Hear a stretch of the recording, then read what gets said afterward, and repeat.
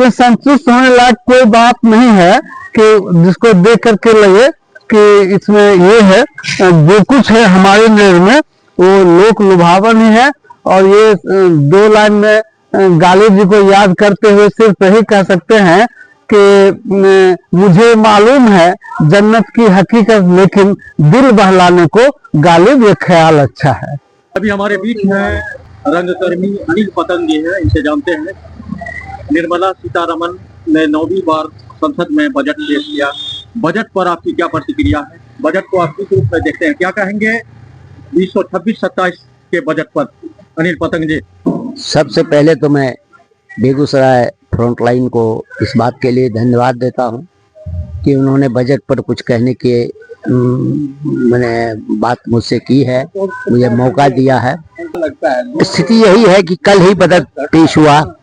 अभी उसका गहन अध्ययन तो मैं कर नहीं पाया, न बहुत ज्यादा अभी दूसरों की बात सुन पाया हूं, लेकिन एक सरसरी निगाह से जो अखबार पर नजर डाली और जो दूरदर्शन पर कुछ समाचार आए, उससे लगा कि यह आम लोगों का बजट नहीं, ये खास लोगों का।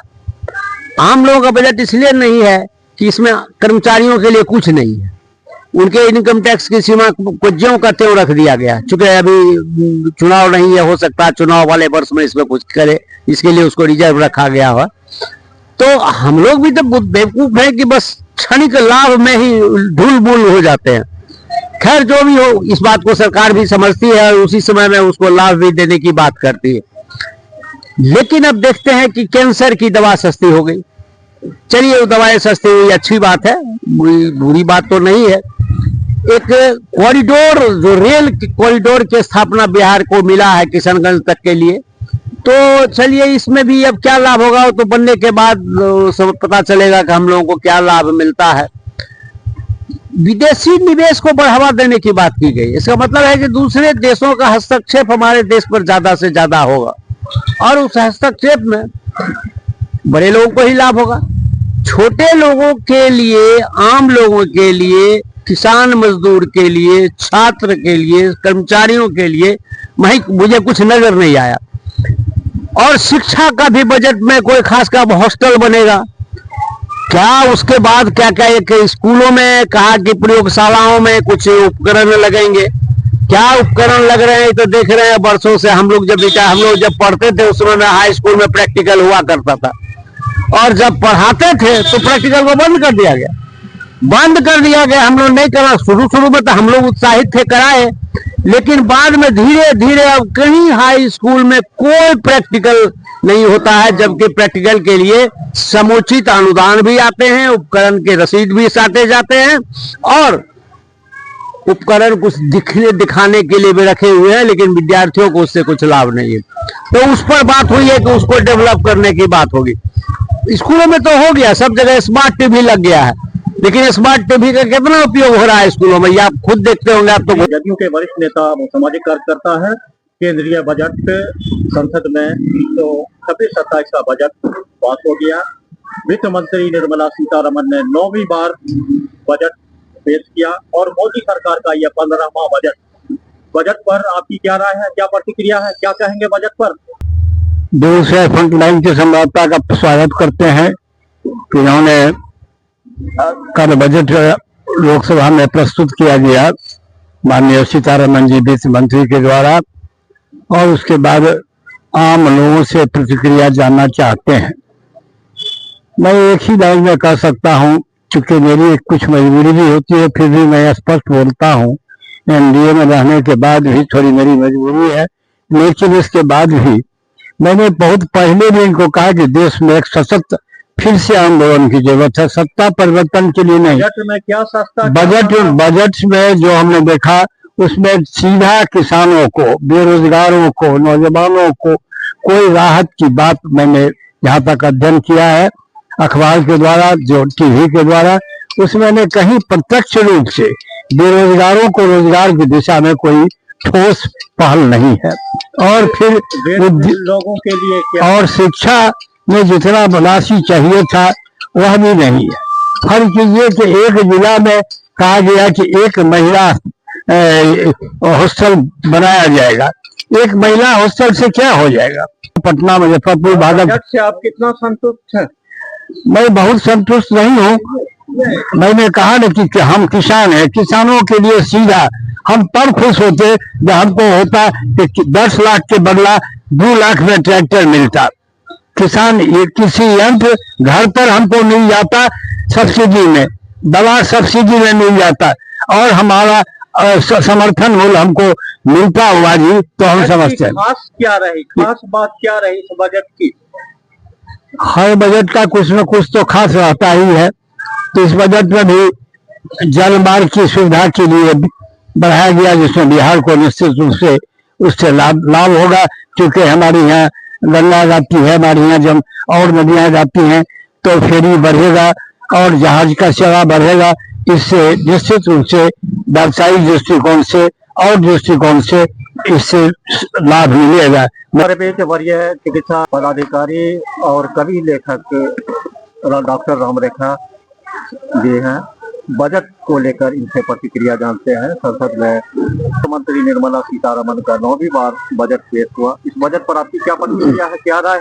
बजट को आप किस रूप में देख रहे हैं, क्या कहेंगे बजट पर? इस बजट में कुछ खास नहीं है, ऐसा कुछ नहीं है कि उस पर एकाएक नजर चला जाए या वो एकदम लगे कि हाँ इस वजह से ये चीज है, तो ऐसा कुछ नहीं है, सामान्य बजट है।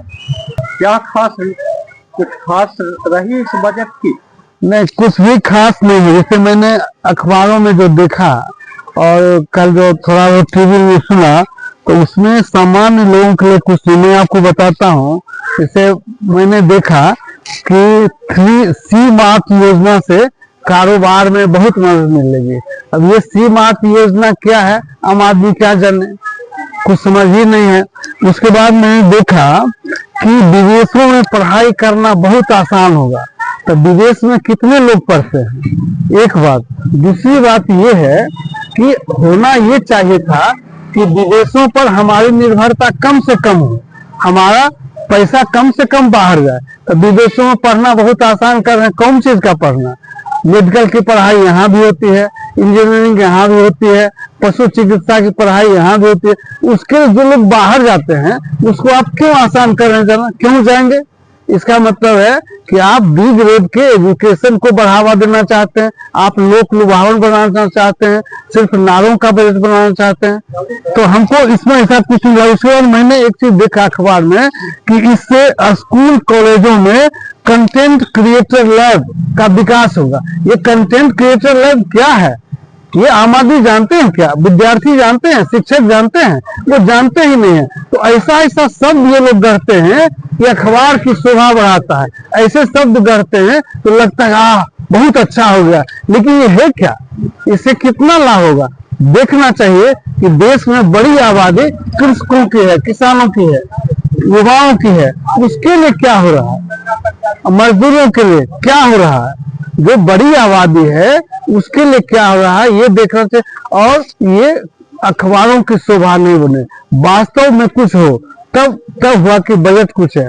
जैसे मैं बताता हूँ आपको, मैं धन्यवाद देना भूल गया कि आप इतने जन सरोकार के मामले पर लोगों का साक्षात्कार लेने आते हैं, इसके लिए मैं धन्यवाद देता हूँ। लेकिन मैं कहता हूँ कि बजट पर जो आप प्रतिक्रिया लेते हैं उससे कारगर ये होगा कि आप प्रतिक्रिया ये लें लोगों से कि पिछला बजट में क्या था और क्या हुआ, पहले सरकार ने क्या क्या घोषणाएं की थी और वो जमीन पर कहां तक उतरा। और ये इसको आप ठीक से एनालाइज कर लीजिए तो आपको बहुत कुछ मिल जाएगा कि इसमें क्या बजट में क्या होता है, क्या नहीं होता है। जैसे मैं आपको बताना चाहता हूं कि मैंने एक स्लोगन कई साल पहले देखा था कि 2022 तक सभी लोगों के पक्के मकान होंगे। आप सबों को याद होगा 2022 तक पक्के मकान सबों के हो जाएंगे। अब आप सर्वेक्षण करके देख लीजिए क्या सबों के पक्के मकान हो गए? हो गए। उसके बाद एक बहुत अच्छा स्लोगन दिखा था, क्या नाम मैं भूल रहा हूं, लेकिन उसका आशय था निर्मल गंगा योजना। निर्मला जी ने बड़ा अच्छा निर्मल गंगा योजना का नाम दिया था। आप जाके देख लीजिए गंगा कितनी निर्मल हुई और कितनी अविरल धार से गंगा बह रही है। ये आप जब पिछला आप देख लेंगे तो आपको ये बजट पर जाने प्रतिक्रिया लेने की जरूरत नहीं पड़ेगी। कितना संतुष्ट है बजट से? इसमें संतुष्ट होने लायक कोई बात नहीं है कि जिसको देख करके लगे कि इसमें ये है। जो कुछ है हमारे नजर में वो लोक लुभावन ही है। और ये 2 लाइन में गालिब जी को याद करते हुए सिर्फ यही कह सकते हैं कि मुझे मालूम है जन्नत की हकीकत, लेकिन दिल बहलाने को गालिब ये ख्याल अच्छा है। आप एक चिकित्सक हैं, चिकित्सा के लिए क्या है बजट? अब जैसे चिकित्सा के लिए क्या है बजट में आप पूछते हैं, तो मैंने